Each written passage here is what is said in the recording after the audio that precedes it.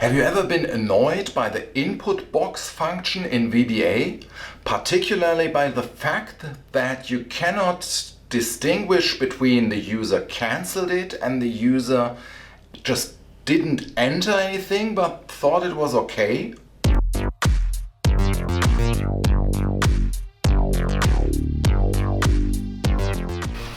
Hi, I'm Philip from codekabinett.com, and today I would like to show you a very quick tip about the input box. But before we dive in it, I would like to acknowledge that I did not come up with it myself. It was Karl Donaubauer, the organizer of the Access.com conference, who showed it recently in a presentation. And I would like to do a very quick advert. The Access.com Developer Conference is an international conference in Vienna, Austria. It will take place on the 25th and 26th of April 2020. And if you are a professional Access developer, you should absolutely consider attending this conference. Here are the dates. Just keep in mind, look it up, maybe subscribe to his newsletter. And just a disclaimer, I'm not getting anything for doing this advert. It's just I really like the conference and he's putting in a lot of effort to organize this community events, and I would like to support that. Okay, now back to the input box function. The input box is something you can use in Access, but you can use it also in Access, in Excel, in Word, in any VBA enabled application. So this is basically VBA for everyone that is using a VBA. Here we are already in VBA. I use Access here, but I could have used Excel and the code would be exactly the same here. So the problem is I'm using the input box, which can be handy if you want a quick input from the user, and I show you what happened. So I get this input box and the user is supposed to enter something, and the user is lazy and presses OK. So he gets a message, this entry is invalid, please enter something valid. And the user says, oh, well, I don't know what to enter, I don't want to make any mistake, I rather cancel. And now he gets this message once again, and he cancels and he can't get out. And then he just hacks in any garbage here just to get out. And well, maybe that is causing a problem in your application. And the point is you check the result of the input box if it is an empty string. And it is an empty string if the user cancels the dialog, and it's also an empty string if the user did not enter anything. And so he ends up in this endless loop because you want some input from the user and you have to have it to continue, but the user cancelled and it's impossible for you to find out.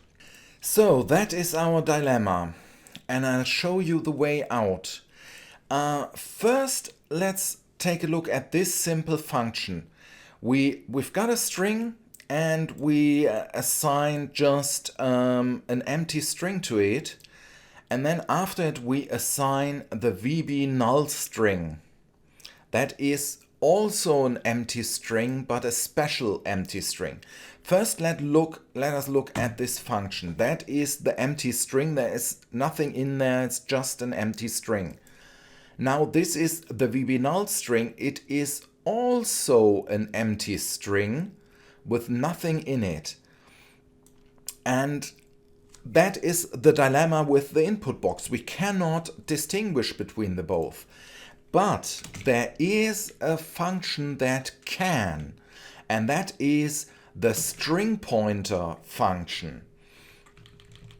So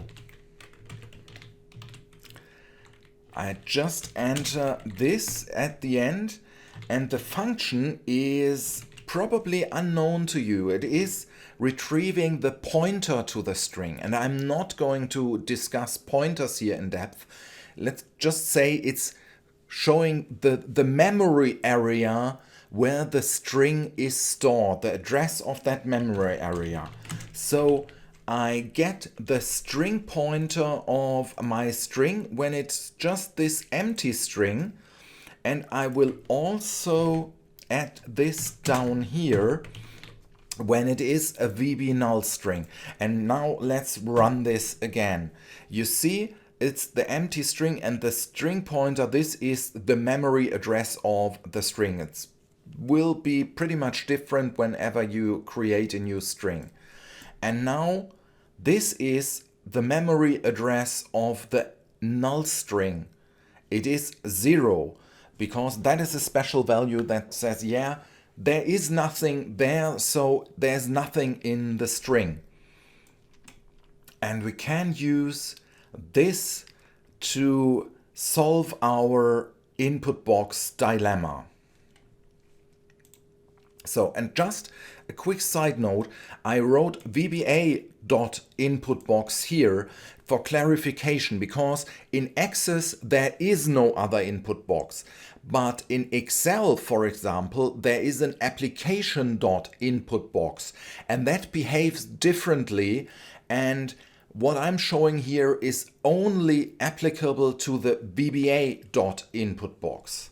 So, but back to our string pointer, we will not only check the result for an empty string, but we will also check if the string pointer of the result is something different than 0.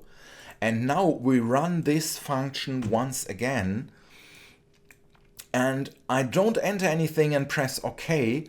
And once again, I get this message, the entry is invalid, enter something valid. And I'm once again in a situation, I don't know what to enter, I want to cancel. And now I'm out. Because when I cancel the input box, the return value will be an empty, will not only be an empty string, but it will be an VB null string. So this allows me to get out of here. The input box is definitely not pretty, and there are lots of reasons to use a real user form or access form instead of an input box if you need extended validation. But sometimes for a real quick solution you're writing, the input box might be the right choice to get any input from the user. And that problem I showed you with not being able to distinguish between OK with no value entered or cancel, that is something that made me never use the input box at all. And so this is a pretty neat solution for this particular topic. And I would like to remark that there are some people on Stack Overflow, and I will put the link down in the description, who say this is rather a bug in the input box and it should always return a real string with a pointer value. But I disagree, and I think it is intentionally this way. But that is a discussion that is far beyond this video. So we are going to end here, and thank you very much for watching. Bye bye.